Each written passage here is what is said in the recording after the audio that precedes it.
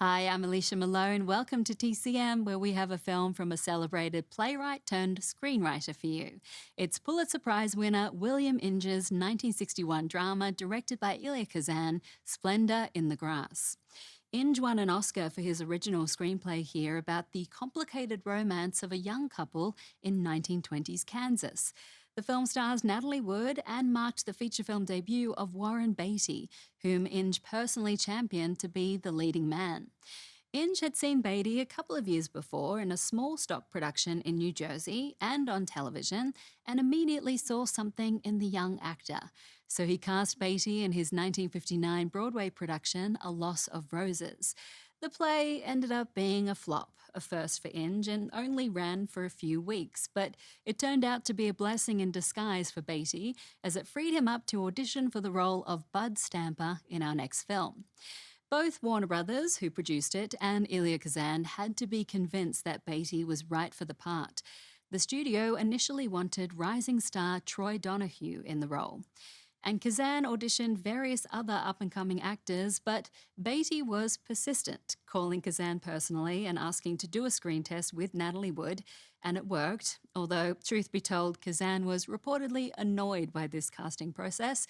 He told Beatty, "Look, kid, you got the part, now shut up." Natalie Wood also had to do some convincing to get her role as Deanie. She'd recently appeared in several films that didn't do too well at the box office. Some, including Kazan, wondered if her career was starting to slip.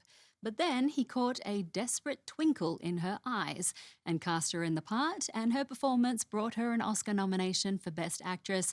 It also started a whole new chapter in her career. Here she is, also with Barbara Loden and Pat Hingle in Splendor in the Grass.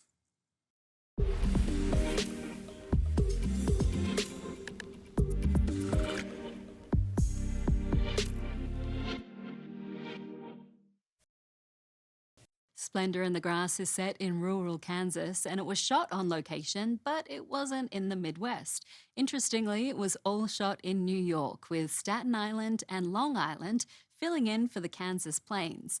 Those location scouts certainly earned their paychecks. As often happens, the intense feelings of the two stars on screen, Natalie Wood and Warren Beatty, ended up spilling over into real life. The two were both involved with other people. Wood was married to Robert Wagner, and Beatty was living with Joan Collins. And both Wagner and Collins often visited the set, perhaps to keep an eye on things. But Wood and Beatty began a romance, and for his part, director Elia Kazan didn't do too much to discourage it, feeling the charged set would only add to the drama in the film. Well, that's it for me this afternoon, but I'll be back late tonight with TCM Imports. Up next, Ben Mankiewicz brings you a night of slapstick comedy with one of the greats from that genre, W.C. Fields. Enjoy. Next on TCM, The Bank Dick. Then, Never Give a Sucker an Even Break. And later, International House. TCM is outstanding in its W.C. Fields tonight.